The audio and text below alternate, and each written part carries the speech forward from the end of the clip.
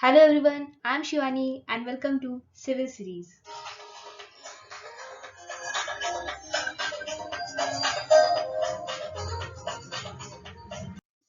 Here we see the assumptions in limit state of collapse in flexure. Flexure means bending. So there are four classes: limit state of collapse in flexure, limit state of collapse in torsion, limit state of collapse in shear, and limit state of collapse in compression.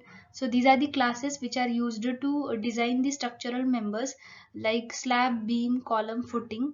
And जब भी आपको flexural member design करना है as per the IS 456-2000, so you have to take some assumptions, and here we see the assumptions in limit state of collapse in flexure. So the first assumption is plane section normal to the axis of member remains plane before and after bending. Means क्या, जो भी हम flexural members कौन से होते हैं? Slab, beam and footing. तो इस फ्लेक्चरल मेंबर में हम जो भी plane section before bending means before applying any load हम लेंगे, तो वो प्लेन सेक्शन आफ्टर बेंडिंग में क्या होगा? प्लेन होगा. So that is the first assumption.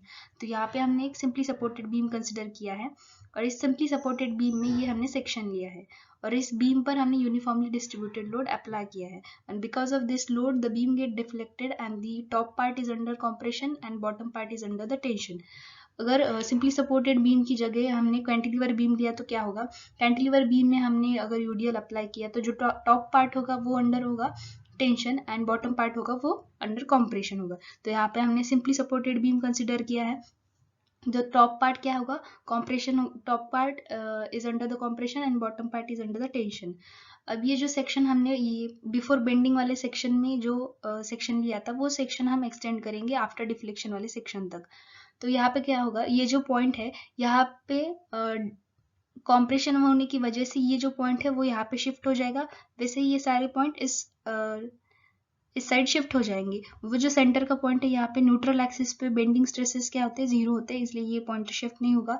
फिर बॉटम में क्या है? टेंशन की वजह से ये पॉइंट इस साइड शिफ्ट हो रहा है, तो ये पॉइंट इस साइड शिफ्ट होने की वजह से यहाँ पे क्या होगा? यूनिफॉर्म स्ट्रेन डिस्ट्रीब्यूशन होगा. So the plane section before bending is remains plane after the bending also. Then second assumption is maximum compressive strain in a concrete shall be taken as 0.0035 under the flexural condition. Under the flexural condition is important because in a compressive condition the value for maximum compressive strain in a concrete is different. So why we take the value of maximum compressive strain in a concrete is 0.0035. We will discuss through this graph, and this is the graph of stress strain curve, and strain is independent and stress is dependent, so that's why it is taken on y-axis and is taken on x-axis. अब किसी भी load पर किसी भी structure पर अगर हम load apply करेंगे तो उस लोड की वजह से उस स्ट्रक्चर में डिफॉर्मेशंस आएंगे, मीन्स स्ट्रेन आएगा, और to resist that strain the stress comes. So stress is depend on strain. तो यहाँ पे हमें एक ये ग्राफ एक्चुअल ग्राफ मिला है जो कि है एक्चुअल ग्राफ फॉर कॉन्क्रीट, और ये जो ग्राफ है हमें जो 3 ग्राफ मिले हैं वो एज पर IS 456-2000 हमें मिले हैं. ओके, सो यहाँ पे ये जो 0.0035 वैल्यू है वो क्या है? Maximum compressive strain in concrete. अब ये वैल्यू हमने यहाँ पे क्यों लिए? Because many of experiments are done and they found that after this value the structure get permanently deformed or may get more cracks. So that's why we take the 0.035 is the maximum compressive strain in a concrete, और यहाँ पे 0.02. Okay, इस value तक जो ये graph है वो parabolic है, और after that value the graph get straight, linear and constant.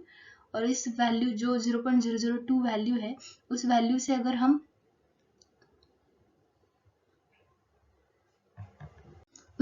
अगर हम एक लाइन एक्सटेंड करेंगे तो वो वैल्यू क्या आएगी? FCK. FCK is the characteristic compressive strength in concrete. FCK हम कैसे फाइंड आउट करेंगे? अब कॉन्क्रीट का हम एक 15 बाय 15 बाय 15 सेंटीमीटर का ब्लॉक बनाएंगे, उसकी 28 डेज तक क्यूरिंग करेंगे, फिर उस ब्लॉक को हम टेस्ट करेंगे कॉम्प्रेसिव टेस्टिंग मशीन के अंडर, और जिस वैल्यू पर उस ब्लॉक पर क्रैक्स आते हैं वो वैल्यू क्या है? Characteristic compressive strength. अब उस वैल्यू जो वो वैल्यू आएगी कैरेक्टरिस्टिक कॉम्प्रेसिव स्ट्रेंथ, वो एग्जैक्ट वैल्यू तो हम कंस्ट्रक्शन के टाइम पे यूज नहीं करेंगे, क्योंकि जब हम टेस्टिंग करते हैं तो क्या होता है कि वो जो ब्लॉक है उसके बॉटम में भी सपोर्ट होता है और टॉप में भी सपोर्ट होता है, पर रियलिटी में स्ट्रक्चर में बॉटम में सपोर्ट नहीं होता। तो इसकी वजह से हम एक फैक्टर ऑफ सेफ्टी अप्लाई करेंगे। So before applying factor of safety we take a value 0.67. Okay, so here they given one value which is available in IS code, and after that value we have to divide that value with the partial safety factor or the factor of safety, which is 1.5, and the factor of safety for the concrete is 1.5 and for the steel is 1.15. यहाँ पे जो value हमने ली है 0.67 FCK, this is the strength of concrete in a structure. But जब हम construction site पे concrete बनाते हैं तो मिक्सिंग के टाइम पे या टेम्परेचर की वजह से वो कंक्रीट में मिक्स प्रोपोर्शन में थोड़े बहुत चेंजेस आते हैं, उसके लिए हम एक फैक्टर ऑफ सेफ्टी कंसिडर करेंगे। तो वो फैक्टर ऑफ सेफ्टी मेंटेन करने के लिए हमने यहाँ पे फैक्टर ऑफ सेफ्टी से मीन्स पार्शियल सेफ्टी फैक्टर से यहाँ पे डिवाइड किया है। So this 0.67 FCK by gamma m, which is a partial safety factor, this value is the design strength of concrete. Then the third assumption is same. For design purpose, maximum compressive strength in a concrete is considered as 0.67 times of its characteristic strength with the application of partial safety factor. अब यहाँ पे हमने जो value पहले देखी थी 0.67 FCK upon gamma m is the partial safety factor which is 1.5, and after calculating we get 0.45 FCK which is the design strength of concrete. And during designing we ignore the tensile strength of concrete. I know the tensile strength, there may be a value of tensile strength in a concrete which is 10 to 15% of compressive strength of concrete, but in the limit state of collapse in flexure we have to assume that the tensile strength of concrete is to be ignored. Before discussing the further assumptions, one question arises, which is why we take the partial safety factor for the concrete greater than the steel. Steel is manufactured in the factory and steel is a homogeneous material, so that's why we take the partial safety factor for the steel less. And the concrete is prepared on a site, and during preparing the concrete, because of temperature, mixing and some other reasons, we take the partial safety factor for the concrete more than the steel. Then the next assumption is maximum strain in a tensile steel shall not be less than 0.002 plus Fy upon 1.15 ES. 1.15 is the partial safety factor for the steel. We'll discuss these assumptions through this graph. This is the graph of this is the stress strain graph of yield strength of steel. This is the yield strength, and it is easy to find out the yield strength of mild steel, and it is not easy to find out the yield strength in the HYST steel. तो हमने यहाँ पे ये जो proof strain जो value है 0.002 as per the IS 456 जो consider की है, प्रूफ स्ट्रेन मीन्स क्या, at that value the most of the steels get deformed, most of the steel gets straining, so this is the value of maximum strain in a steel. So from that value we draw one parallel line to this graph, and that line meets at this point on the graph, and we'll extend this line up to the x-axis and this at this point, and the value from proof stress point to this point is the Fy upon Es.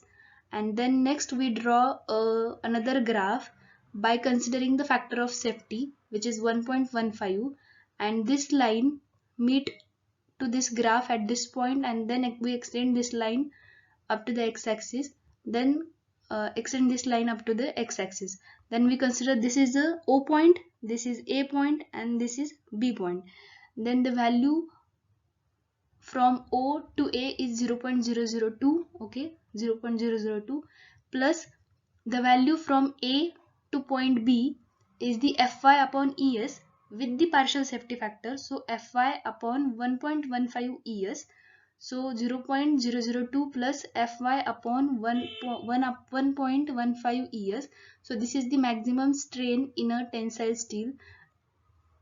And then for design purpose, the maximum tensile strength in the steel is considered as the characteristic strength with the application of partial safety factor, which is this. So these are the assumptions for the limit state of collapse in flexure.